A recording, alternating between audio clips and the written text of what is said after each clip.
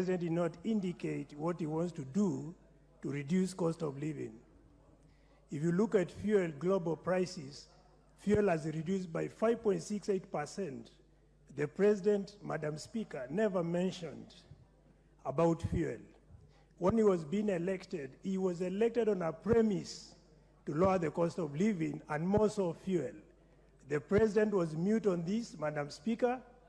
Number two, the President never said anything about how to ensure electricity connectivity in all the villages.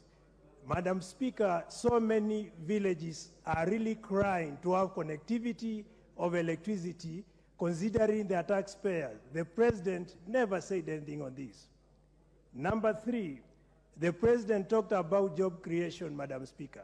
He did not specify on ethnic distribution when it comes to job creation. Recently, we saw recruit in KRA, 57% going to 2 tribes. Madam Speaker, we expect the President to explain to Kenyans on job creation who are the people who benefited ethnically on job creation. Number four, the President never indicated meaningfully what he wants to do. Wait, Honorable Member. What is out of order? Honorable Member for Thika. Thank you very much, Madam Speaker. Is it in order for the member to stand here and say that the jobs goes to 2 tribes? Which jobs goes to 2 tribes? Which 2 tribes? Allow me to respond to the... And you give us evidence. Allow me to respond to Honorable Member for Thika. She doesn't seem to be informed, and I want to inform her today. If she reads dailies, the national newspapers, the new recruits for KRA, it was clear mentioned that 57 of the new recruits went to 2 tribes. I don't want to appear as an ethnic biased person. Therefore, I may not need to specify who are these 2 tribes, but it was public domain. So I refer the honorable member to read and appraise herself. Honorable Kawanjiko, what is out of order? Thank you, Madam Speaker. And as we appreciate whatever MP Foyata is trying to say, we also need to make it clear that this is a house of record, Madam Speaker.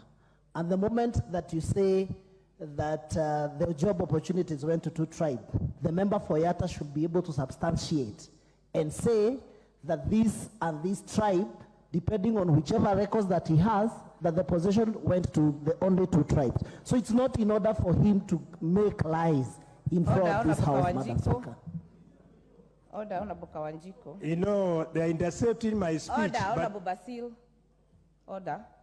Honorable members, and this just for the guidance of every member, including you, Honorable Member Foyata, responsibility of statement of fact, standing order 91, a member shall be responsible for the accuracy of any facts which the member alleges to be true and may be required to substantiate. Kindly let us adhere to our own standing orders. Let also be guided that newspapers are not sources of information which are admissible in this house. So let us be careful as we debate. Honorable Basil. Thank you, Madam Speaker. I also want to make reference on this house. The issue of job distribution was debated when the CS for Treasury was here, Professor Juguna. He actually did acknowledge about that. And it's only that I did not get the actual record, but it was discussed on this house. The answer is clear and the information can be retrieved. I even have a pending question which is supposed to be brought on the floor on the same Honorable issue. Member, do not refer to pending questions that have not been discussed in this floor. But that issue was already discussed here on the floor. They are not a record yet of the House. That issue was already discussed. Anyway, let me proceed with my speech. If you intend to get this, we can always share. Now, on my 4th point, the President did not mention on what the government intends to do to revise the balance of trade. Currently, we are importing more than we are. Your time is up. I will not give you 1 more minute. Honorable